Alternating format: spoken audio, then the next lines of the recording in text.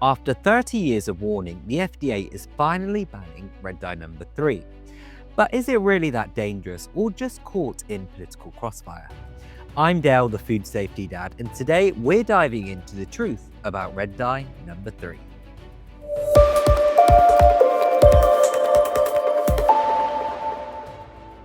First, let's understand what we're dealing with. Red dye number 3, officially called FD&C red number 3, is a synthetic colour created in a lab. It's made by treating fluorescein with iodine, creating that perfect cherry red colour that we see in our foods. Think of it as turning petroleum-based chemicals into that bright red colour in your candy, frostings, and even some medications. So how dangerous is it really? Now here's where the science gets a bit serious. Back in the 1980s, researchers discovered red dye number 3 was causing thyroid tumours in male rats.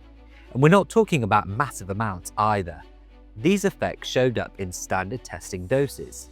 Scientists also found evidence of possible DNA damage, and some studies have even suggested it might affect behaviour and attention spans in children. The evidence was concerning enough that in 1990 the FDA banned red dye number 3 in cosmetics. Just think about that, they decided it wasn't safe enough to put on your eyelids, but somehow it's still okay to eat. The European Union have historically taken a much stricter approach. Since 2012, they've only allowed red dye number 3 in very specific foods, mainly candied cherries and cocktail cherries with strict limits on amounts.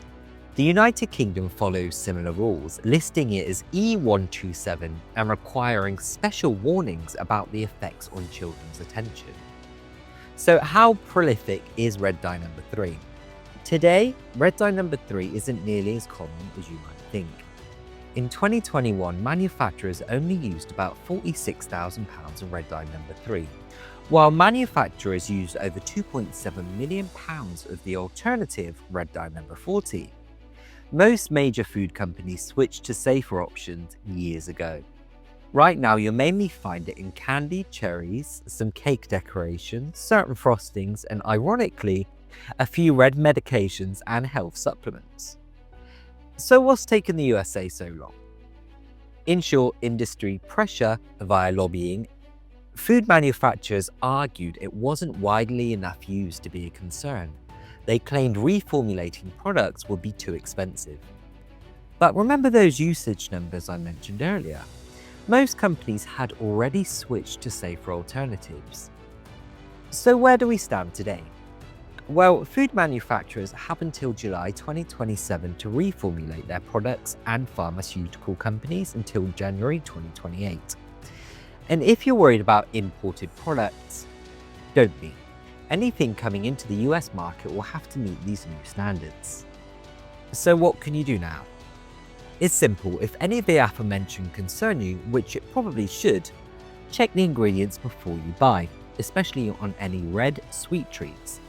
You can also do a quick pantry check. Grab those bright coloured goodies and look on the names list for the ingredients.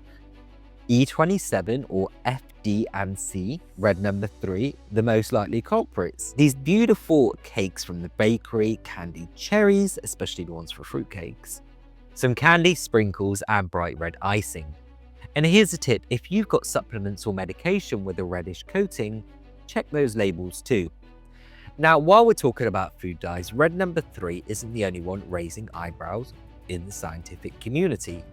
Yellow 5 and yellow 6, which you'll find in everything from mac and cheese to Mountain Dew, have been linked to hyperactivity in children.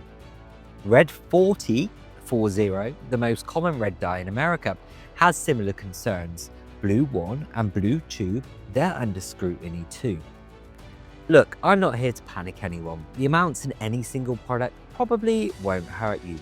But as a dad who cares about food safety, I believe we shouldn't wait 3 decades to remove ingredients we know aren't safe. I'm Dale, the food safety dad, and until next time, go and wash your hands.